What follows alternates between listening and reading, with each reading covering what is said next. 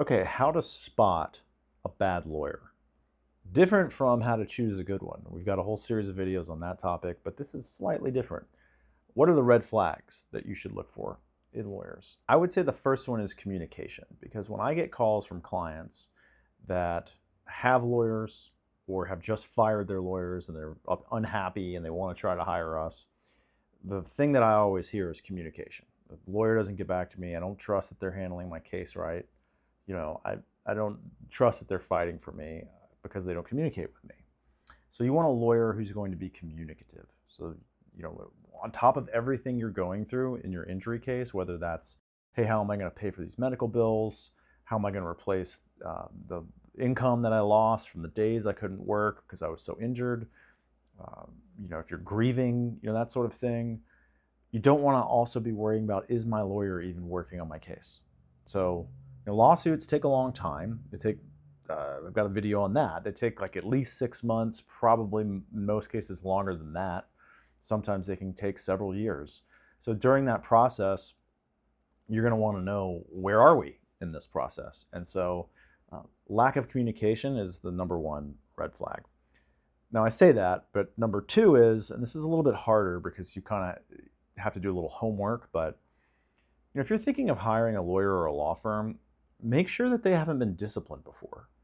I mean, that's something to look for. You can look that up on your State Bar Association's website. You can find whether an attorney has been the subject of some sort of discipline, and you should use that resource because you might save you some heartache.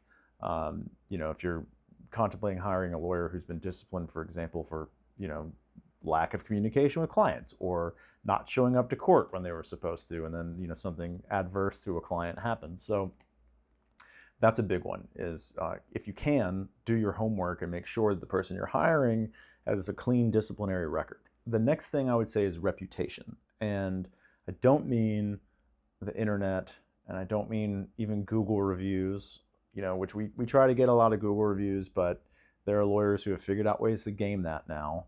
And I saw one, and here's a red flag you can look for. In fact, if you go to the law firm's webpage on the Google reviews and you see who's leaving a review, and then see if they've left other reviews. I caught one yesterday where this person was reviewing an injury firm in Tennessee, and the day before they had reviewed a workers' compensation firm in New York. Now, maybe it's just pure coincidence that somebody's got a workers' comp claim in the state of New York and has hired a law firm there and is leaving a Google review there, and is also leaving a Google review on a car wreck firm in Tennessee. Probably that's a bot, so just watch out for that. I mean real reputation. I mean, ask a lawyer if you know one, if you've got one in your family, or if you've got a coworker who's married to a lawyer. Ask them, hey, I'm thinking of hiring this lawyer. What do you know about them? Or I'm thinking of hiring an injury lawyer. Who should I hire? That kind of word of mouth stuff goes a long way, and you'll probably avoid a bad lawyer doing that. The last thing I want to mention is billing practices. We work in the contingency space, so that should be the deal. You should, I say that because you sometimes have these injury firms that will charge a flat rate. It's got to be $10,000 retainer, and then on top of that, it's a contingency fee. I think that in personal injury matters, the client should not be forced to put up any kind of cash retainer. And if you're being asked to do that, be cautious.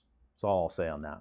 So if you're interested in more of our videos on how to choose a lawyer, watch this next one on whether big billboard guys are the right kind of lawyer for you, and see what you think.